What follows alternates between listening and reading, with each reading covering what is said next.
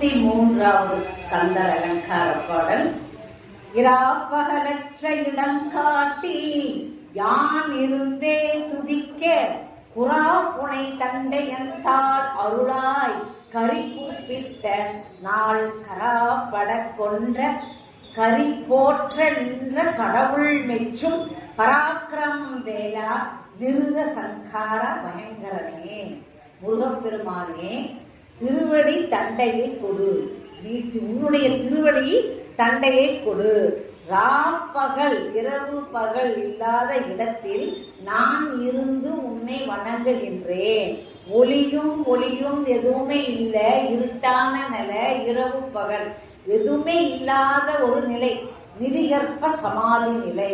அவர் இறைவனை பார்த்துட்ட உடனே 12 ஆண்டு காலமாக நிதிகற்ப சமாதி நிலையில தான் இருந்தாரு அருணகிரிநாதர்.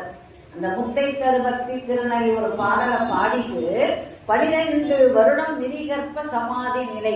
அது எப்படின்னா, மரத்தில் மறைந்தது மாமத யானை, மரத்தில் மறைந்தது மாமத யானை.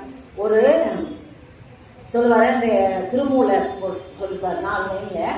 அது எப்படின்னா, ஒரு கதவு இருக்குது பாருங்களேன். அந்த கதவு வந்து ஒரு அழகான கதவு. அதுல வந்து ஒரு யானை வரைஞ்சி, அதுல ஒரு ஓவியம் வரைஞ்சி அதுல யானை செதுக்கி இருக்கிறாங்க. அந்த நிலை கதவுல 2 பேர், ஒரு கார்பெண்டர் ஒருத்தர் போறாங்க, ஒரு கார்பெண்டர் ஒருத்தர் போறாரு, ஒருத்தர் ஓவியர் ஒருத்தர் போறாங்க.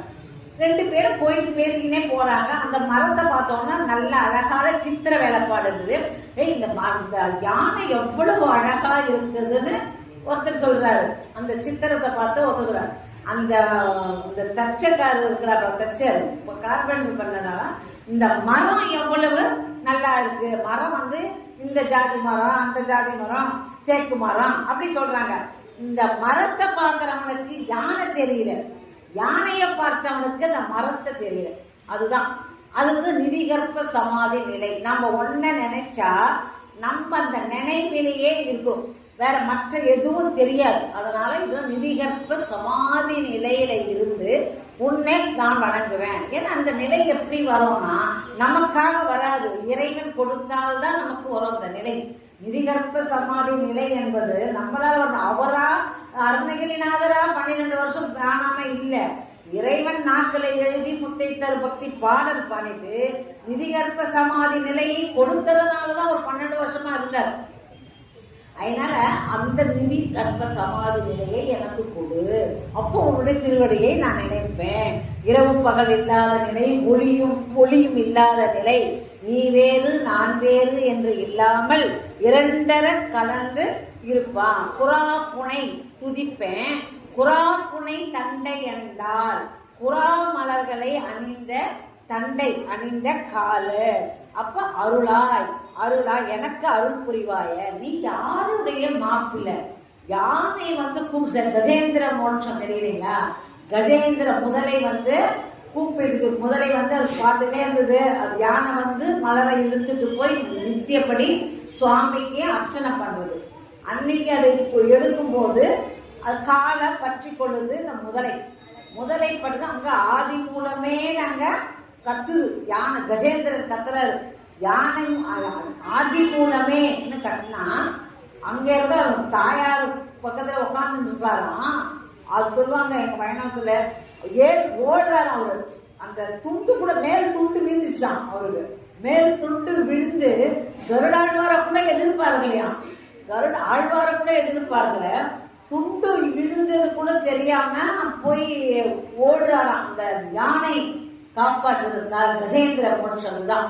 கஜேந்திர மோட்சம்னா அந்த யானை கூப்பிட்டவுடன் ஓடி சென்று அந்த கரா என்றால் முதலை, அந்த முதலையை கொன்று கஜேந்திரன் வந்து ஆந்தி மூலமேன்னு சொல்லி அழைக்கும் பொழுது பெருமாள் வந்து அந்த பெருமாளை வந்து பாராட்டக்கூடியவர் இல்லையா? அப்ப அந்த பெருமாளே பாராட்டுறாரு. பெருமாளே பாராட்டக்கூடிய, திருமால் மெச்சக்கூடிய பராக்கிரமனே, மெச்சக்கூடியவரே பராக்கிரமை. திருமால் வந்து மாப்பிள்ளையா அவ்வளவு மெச்சதாரு இல்லைங்களா? அது மாதிரி அவரு பெரிய சாதனை புரிஞ்சவரு. ஏன்னா ஒரு வீரன் மற்றொரு வீரனை பாராட்டாதான். ஒரு வீரம் இல்லாதவங்க வீரனை போய் பாராட்டுறது ஒன்றும் பெரிய விஷயம் இல்லை இல்லைங்களா? தனக்கு நிகரான இருக்கிறார ஒரு வீரன் பாராட்டுறது அது மதிக்கத்தக்கது. ஒரு கற்றவரிடத்துல பேசுறது அவங்க புலமைக்கு இது. ஒரு முட்டாள் போய் ஒரு முட்டாள் போய் கற்றவன் நல்லா பேசுறீங்கன்னா அது ஒன்றும் பெரிய பிரமாதம் கிடையாது. நேருக்கு நல்லா தனக்கு ஈக்குவல் ஆளுங்க கையில பேசுறத வெற்றி. அதன் வேலாயுதனே, வேலை கையில் வைத்திருப்பவனே, நிருத சங்காரனா அசுரர்களை அழித்தவனே, ராட்சசர்களுக்கு அச்சத்தை தருபவனே, இவன் குறாமலர் அணிந்த நீ எனக்கு உன் திருவடியை தர வேண்டும் சொல்ல. திருமாலின் சக்கராயுதத்தை மார்பினில் பூமாலையாக தரித்த தாருகனை வென்றவனே, வென்றே கண்ட தாருகனை சம்ஹாரம் பண்றதுல தாருகனை வென்ற வேற்படையை வைத்திருப்பவனே. பழனியில இடும்பனுக்கு அருள் புரிந்தவர் திருப்புறா வடிவேலன். பழனியில அந்த இடும்பனுக்கு அருள் புரிந்தவர். இந்த புறா மலர் என்பது இந்த கடப்ப மலர் மாதிரி புறா மலர் என்பது ரொம்ப சிறப்பு வாய்ந்தது. திருவிடைக்கழியிலையும் முருக வடிவில் புறா மலர் அணிந்திருப்பார். இத மாதிரி அவருடைய புகழை பாடி முருகப்பெருமான் உன்னுடைய திருவடியை கொடுத்து இந்த பராக்கிரமத்தை நம்ம அந்த